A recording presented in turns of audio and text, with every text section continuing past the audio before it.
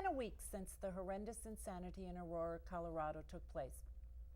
The 12 victims are being buried while the shooter sits in a jail cell refusing to cooperate with law enforcement officials.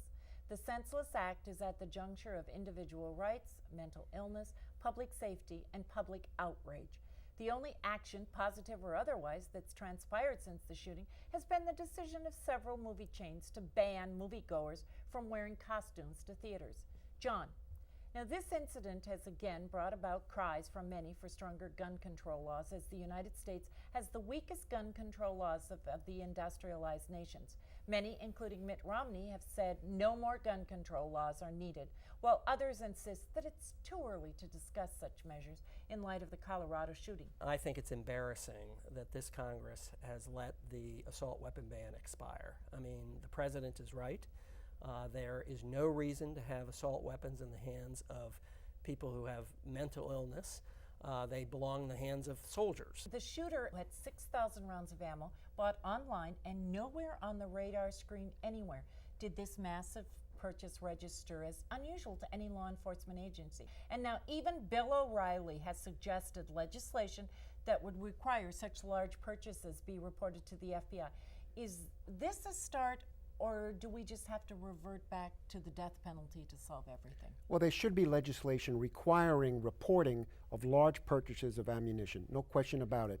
You should have to have an identification, and you have to have a reporting system so that when people like this make multiple purchases, it's registered and red flags would go up. And it didn't happen here. It's disgraceful. In terms of the death penalty, I believe in the death penalty in certain cases. And if this guy's convicted, this is a case for the death penalty. What does this episode really bring to the forefront of the mental health issue and such tragic incidences that seem to be happening far too often lately? Well, I think there are two issues. One is, should the law be changed in terms of the access that's given to those that are mentally ill to weapons? And of course, there are qualifying conversations that need to occur about mental illness. Are we talking about somebody who's treated for depression? Or are we talking about somebody who's openly psychotic? And it's pretty clear that the young man who was involved in the shooting out in Colorado was clearly psychotic. But then the other part of this, which I think is the more profound conversation and debate that has to happen, is why are we not, as a community, not just here in this state, but throughout the nation, not putting adequate resources in to prevention and early assessment for those that are mentally ill. In the United States, there are nearly 25 deaths per day from handguns. And there's a conversation that's beginning in some circles now that question the long-term effects of violent movies and video games on young people. A generation of young, or more of young people actually, have been desensitized to violence with years of death and violence and guns and ammo and destruction as a part of daily entertainment. Is this behavior a legitimate part of the conversation?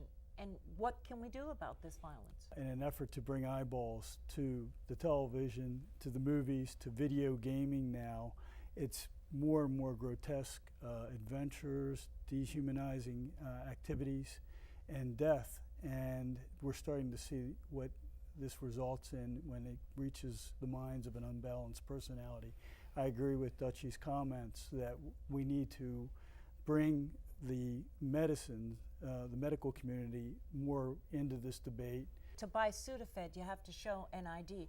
And when you talk about these assault weapons and, oh, I need them to go hunting. I grew up in hunting country, and you don't use these automatic weapons to shoot deer.